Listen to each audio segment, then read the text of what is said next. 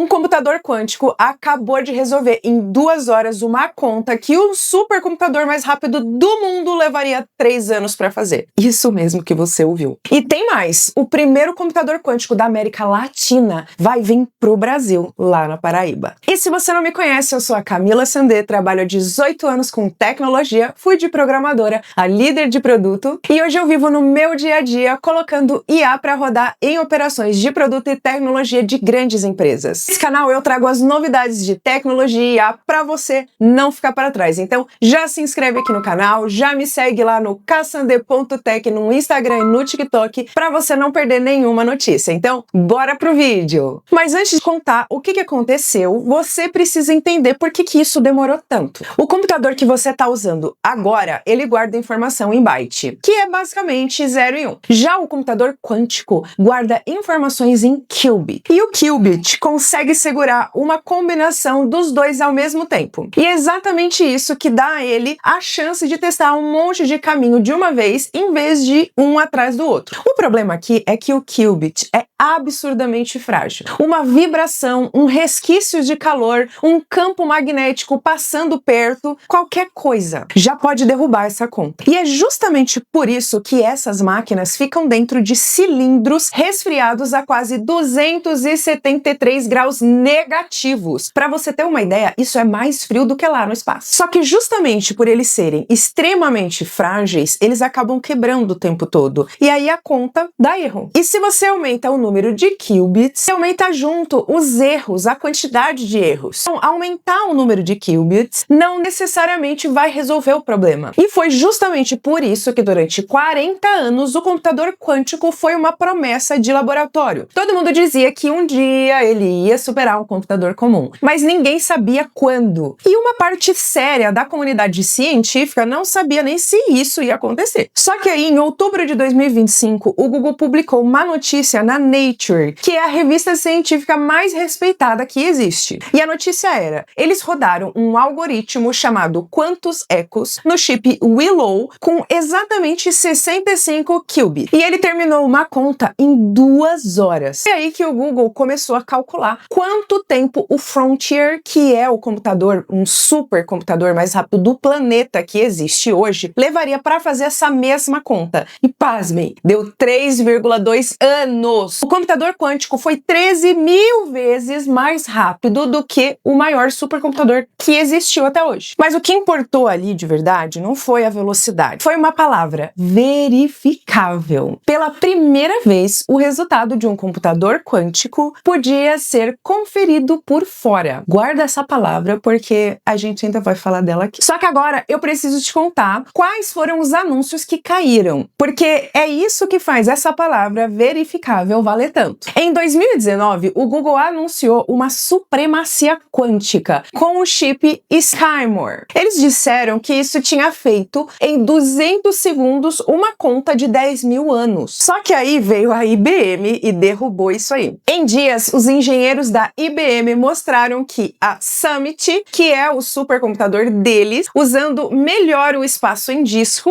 fazia aquilo em 2 dias e meio e não em 10.000 anos. E em 2025, a The Wave publicou um resultado na Science, dizendo que tinha superado o clássico. Pouco tempo depois, pesquisadores reproduziram o mesmo resultado em um algoritmo clássico rodando no notebook. E esse é um padrão que vem acontecendo, porque alguém anuncia que venceu, que conseguiu construir um supercomputador quântico, e algum outro concorrente aparece com um jeito mais esperto de fazer em um computador comum. E aí o anúncio evapora. E é por isso que a régua do mundo inteiro científico de computadores mudou. Agora o resultado precisa ser mais rápido, de um jeito que dá para conferir por fora. E que isso continua de pé mesmo depois que o mundo inteiro tentar derrubar. Então precisa ter consistência nesse resultado. E aí que chega a nossa querida IBM, que era justamente a empresa que tinha derrubado o Google em 2019. No dia 30 de julho desse ano, ela anunciou uma vantagem quântica. E não foi um anúncio só, foram 3 no mesmo dia e com 3 parceiros diferentes. O primeiro foi com a Kedma, uma empresa israelense de software de correção de erro. Eles rodaram até 74 qubits qubits em um processador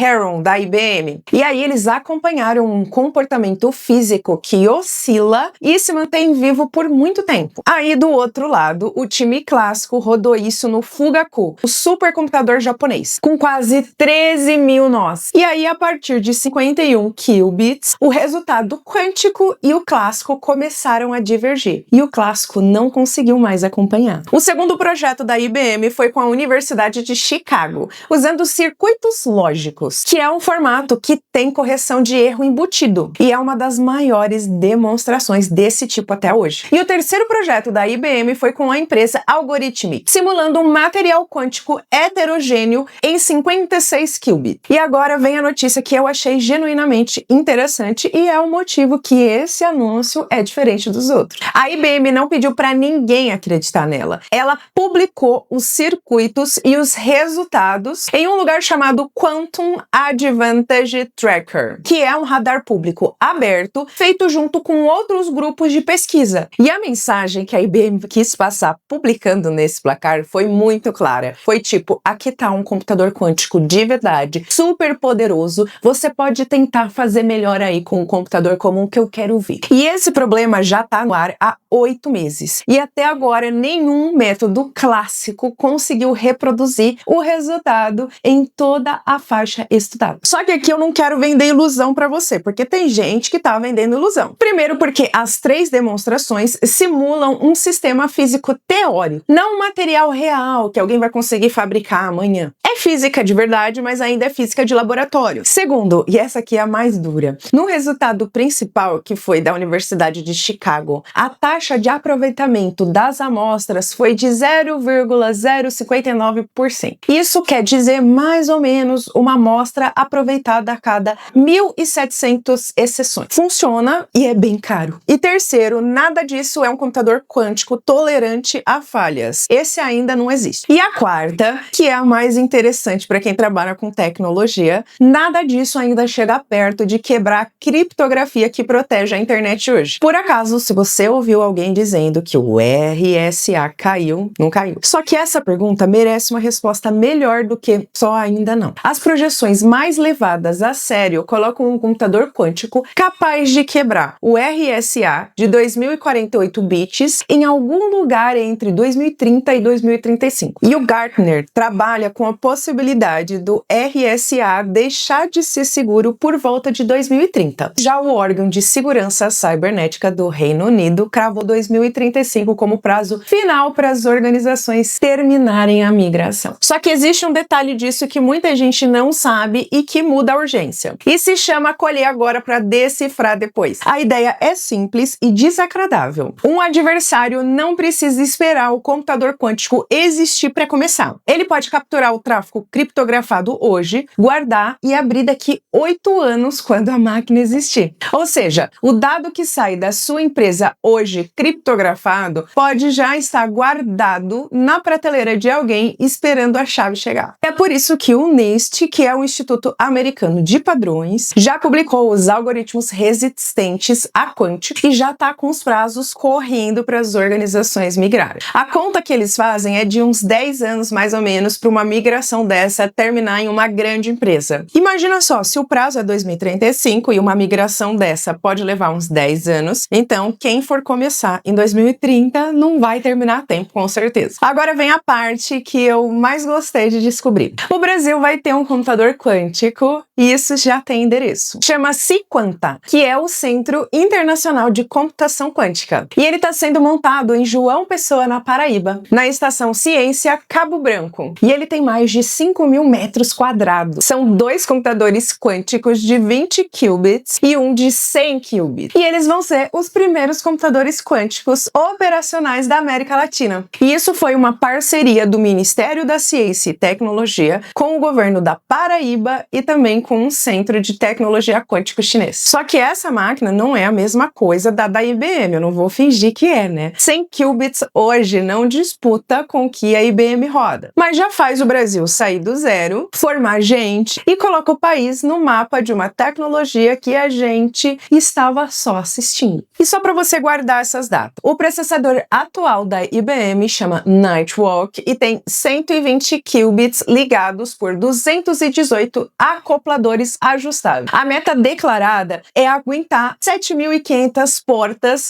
esse ano e 10.000 no ano que vem, sem aumentar o número de qubits. Em 2029 vem o Starlink, que é um computador tolerante a falhas, 200 qubits lógicos e mais de 100 milhões de operações por trabalho. E a IBM já anunciou que vai colocar mais de 10 bilhões de dólares em computação quântica até 2031. Então, o próximo marco grande dessa história já não é vantagem quântica, que a IBM já reivindicou. Então foi isso, pessoal. O Google mostrando em outubro de 2025 uma conta de 2,1 hora contra 3,2 anos de supercomputador. A IBM anunciando vantagem quântica em 30 de julho, 3 demonstrações no mesmo dia, o placar público, onde qualquer um pode tentar derrubar o resultado, e até agora 8 meses sem ninguém conseguir, o RSA que ainda está de pé com o prazo, e 2 computadores quânticos chegando no Brasil, na Paraíba. E me conta aqui nos comentários, você acha que a IBM entrega o computador tolerante a falhas em 2029? Sim ou não? Já manda esse vídeo para aquele seu amigo que ama tecnologia e ainda acha que a computação quântica é coisa de filme, e se inscreve aqui no meu canal, ativa o sininho para você não perder os próximos conteúdos. Eu trago conteúdo de qualidade toda semana para você. E é isso, um beijo e até o próximo vídeo.